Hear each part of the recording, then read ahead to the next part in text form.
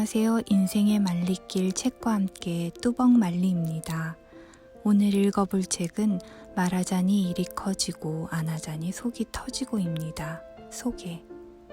요즘 방송에서 인간관계 문제를 강의하시면서 대중의 많은 공감을 얻고 계시는 김지은 소장님이 쓰신 책입니다. 김영사 출판사에서 2019년에 발행했습니다. 책의 특성상 각 소제목마다 상황 설명을 하고 그에 대한 솔루션을 제시하는 방식으로 되어 있어 제가 생각하는 몇 가지 소제목을 발췌해서 소개합니다. 더 많은 상황들이 재미있게 소개되어 있어 책을 통해 만나보시는 것도 추천드립니다. 자, 시작합니다. 들어가는 글. 사회적인 소통은 진심보다는 스킬이 중요하다. 좀 더 냉정하게 말하면 사회적인 소통에서 진심은 꺼내 전달하지 않는 한 아무런 능력이 없다. 즉, 전달력과 표현력이 없다면 우리는 오해 덩어리가 될 것이다. 사회적인 소통의 역량을 기른다는 것은 내가 어떤 식의 표현 방식을 가지고 살든지 누군가 먼저 나에게로 다가와 진심을 알아주길 기대하는 것이 아니라 배우고 노력하고 자신을 연구해서 상대에게로 나아가는 표현의 방식들을 찾아가는 것을 의미한다. 슬럼프가 주는 신호.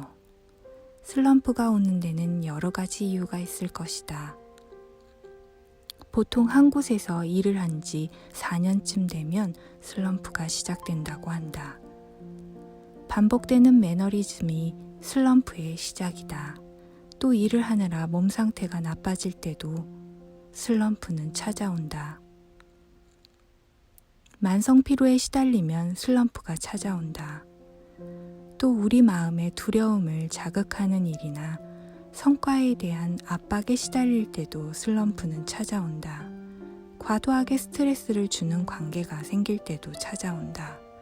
회의를 느끼고 의미를 발견하지 못하고 일은 어느 정도 손에 익으나 그리 잘 되는 것은 아니고 체력은 떨어지고 그날이 그날일 때 앞날의 희망이 보이지 않을 때 우리는 슬럼프에 빠진다.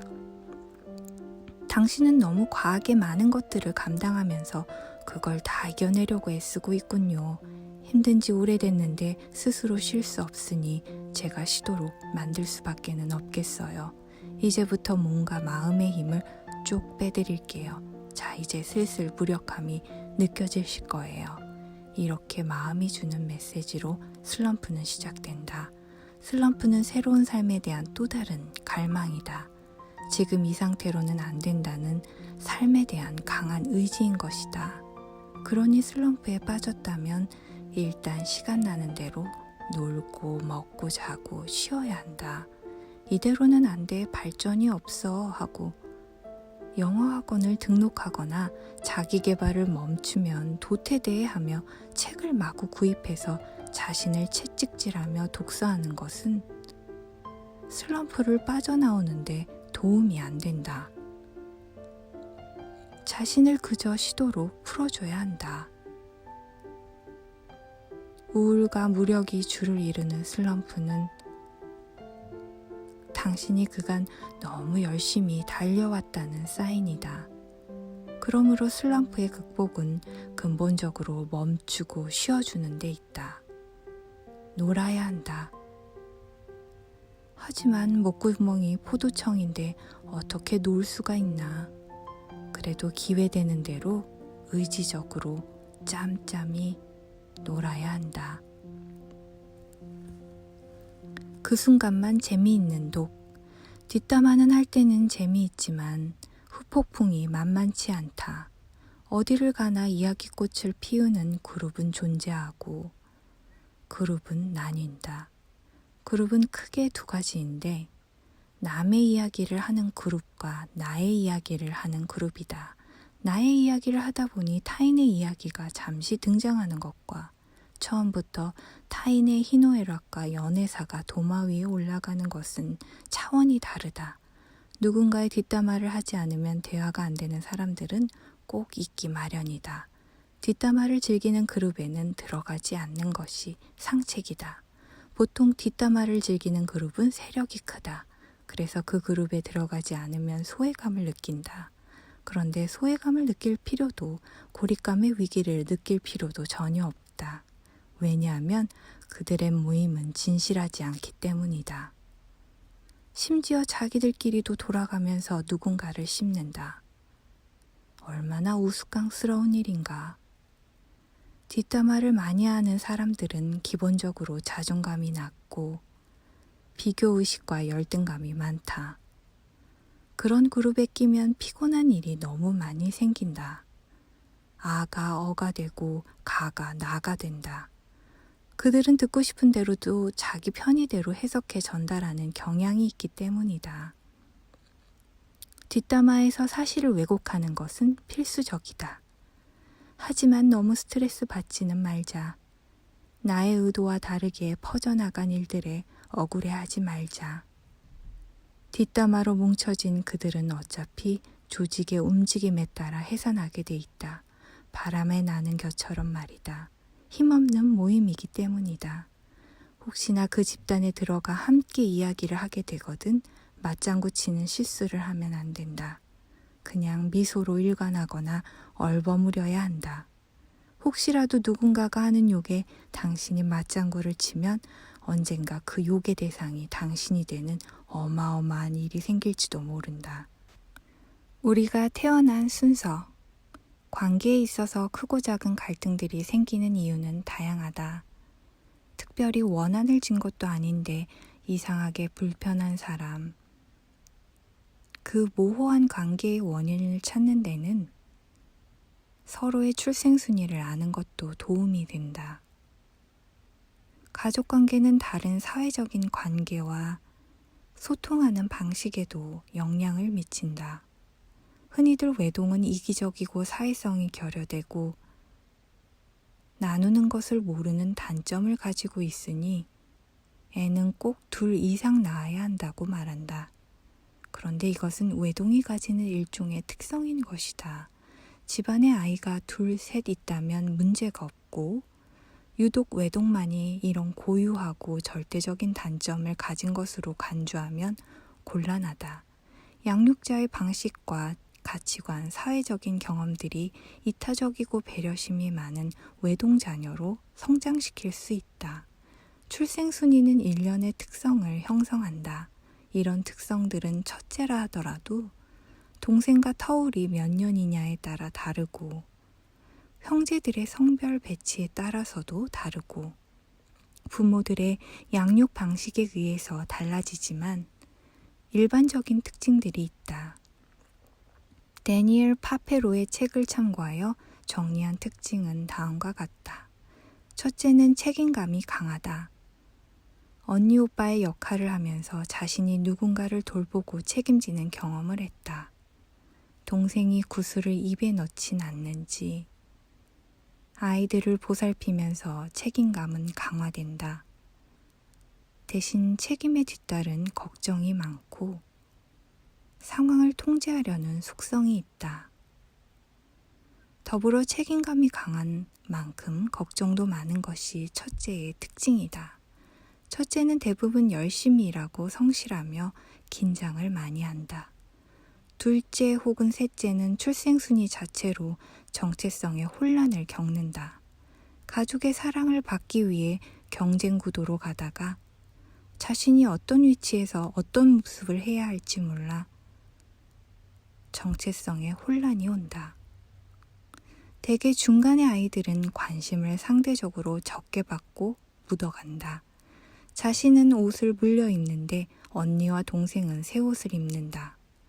가운데에서 독자적인 사랑을 성취한 경험이 적은 둘째와 셋째는 독립성이 결여될 가능성이 있고 불공평에 대해 민감하다. 그러니 만일 아이가 셋이라면 둘째 아이는 따로 데리고 나와 아이스크림을 사준다든지 하는 특별한 존재로 보살핌과 존중을 받는 경험을 하게 해주는 것이 큰 의미가 있다. 막내는 어른이 되어서도 보살핌을 받게 되는 소중한 존재이다. 막내는 부모들이 이미 양육의 경험을 많이 가진 상태에서 출산을 했기 때문에 대개 편안한 양육을 경험한다. 기대도 덜 받고 그저 존재 그 자체로 사랑을 많이 받는 경험을 한다. 하지만 때때로 자제력이 약하다. 그리고 어떤 만화를 볼 것인지 어떤 젤리를 먹을 것인지 누나와 오빠들이 대신 결정해주는 경우가 있어 무언가 스스로 결정을 해야 할 때 어려움을 느끼는 경향이 있다. 사람들은 외동이 이기적이다라는 선입견을 가지고 있지만 궁극적으로 첫째 아이의 특성을 많이 가지고 있다.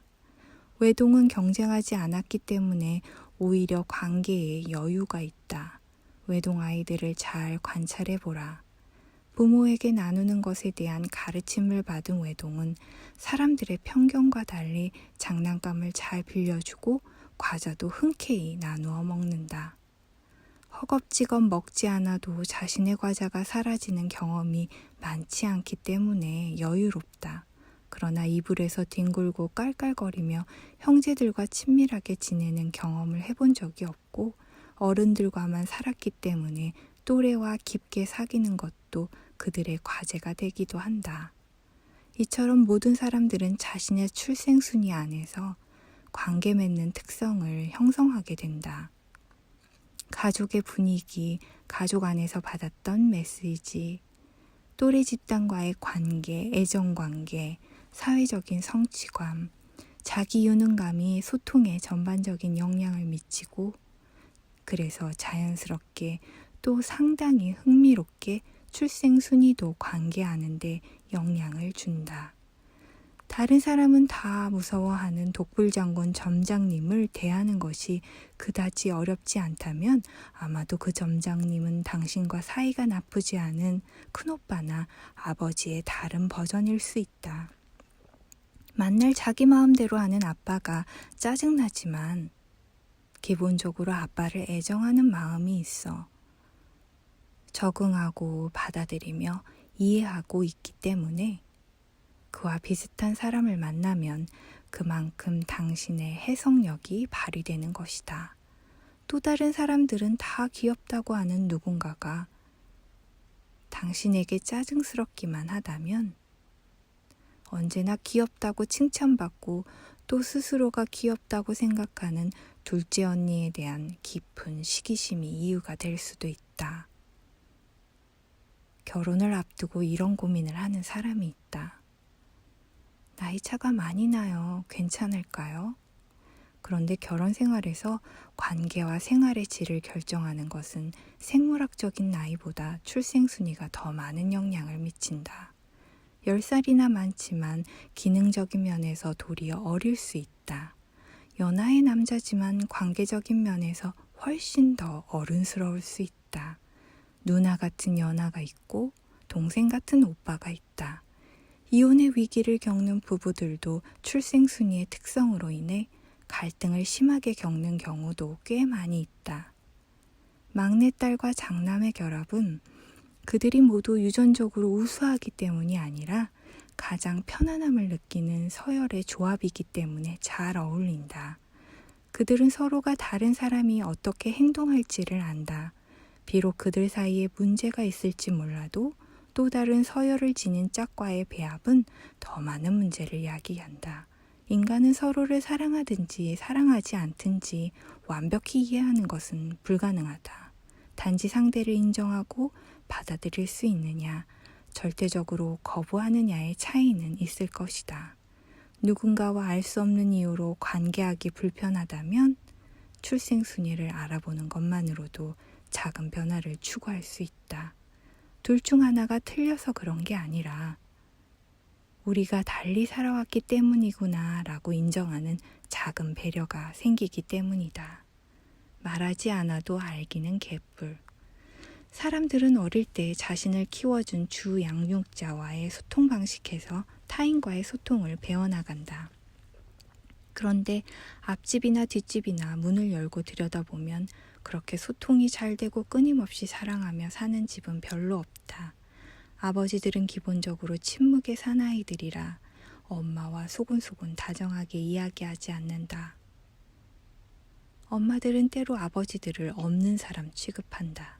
엄마와 아빠는 함께 사는 이유가 정말 우리 때문인가 싶을 정도로 사랑을 표현하지 않는다. 여러 가지 감정 표현이 그대로 수용되지 않았던 가정에서 자란 우리는 어느새 마음속에 있는 단어를 밖으로 꺼내는 법을 까먹게 된다. 그래서 우리는 관계에서 소통하기보다는 그저 생존하고 자신을 스스로 보호하는 법을 배우며 적응해 나간다. 그래서 습득하게 된 소통법이 이중 메시지이다. 생각하고 있는 색은 빨강이면서 입으로는 초록이라 말하고 상대가 빨강으로 해석해서 들어주기를 바라는 소통법이다. 화났어? 미안해 라고 상대방이 말하면 아니야 됐어 피곤해서 그래 라고 대답한다. 마지막 탕수육 한 조각을 집어먹고 싶지만 저는 많이 먹었어요 배불러요 라고 말한다.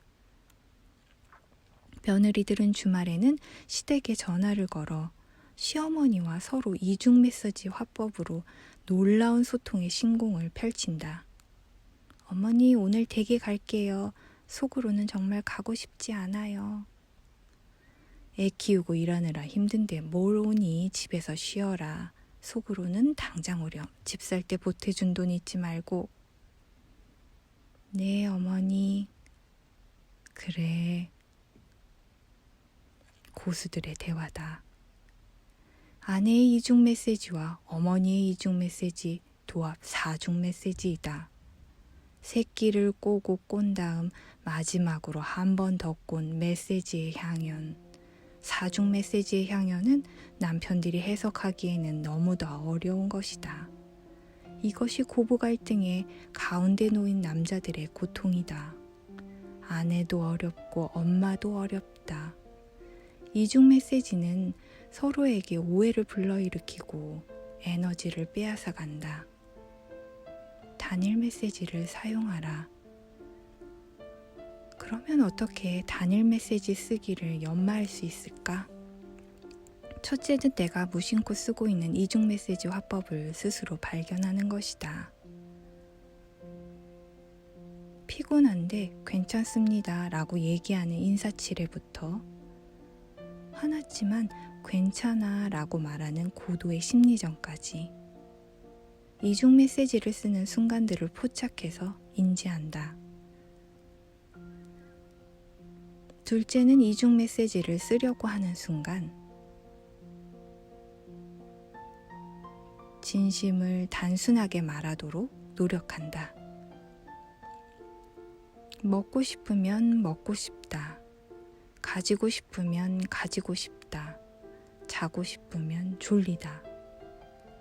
당신의 욕구를 최대한 있는 그대로 표현하는 것이다.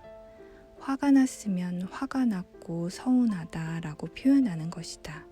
이때 자존심과 두려움이 엄습할 것이다. 화났다고 말하면 너처럼 예민한 여자는 싫어 하면서 떠나면 어떻게 하지? 성숙한 인간은 이런 순간에 배가 고프다고 하지 않아. 지금 이 시점에서 배고프다고 하면 사람들이 나를 어떻게 평가하겠어. 그런데 이런 두려움과 걱정, 자존심을 넘어 한번 표현해 보는 거다. 뜻밖의 수용을 경험할 것이다. 사람들은 자신을 정직하게 표현하는 사람을 좋아한다. 언제나 미스테리하고 이면이 있어 보이는, 꿍꿍이가 있어 보이는, 풀어야 하는 숙제 같은 사람하고는 가까이 지내기가 되려 피곤하다. 특히 당신이 누군가의 상사라면 결코 이중 메시지를 쓰지 않아야 한다. 정시에 퇴근하라고 했으면 정시에 퇴근하는 이에게 눈총을 주지 않아야 한다. 점심 먹으러 나가서 아무거나 먹자라고 했으면 진짜 아무거나 먹어야 한다. 입으로는 아무거나 먹자고 해놓고 돈가스는 고지혈이라 안 되고 국수는 먹고 나면 속이 헛헛해서 안 되고 결국 자신의 입맛에 딱 맞는 부대찌개가 낙점될 메뉴라면 처음부터 아무거나 먹자라고 말을 꺼내면 안 된다. 이중 메시지를 쓰는 상사는 말 그대로 이중적인 사람이 되고 믿을 수 없는 리더가 된다.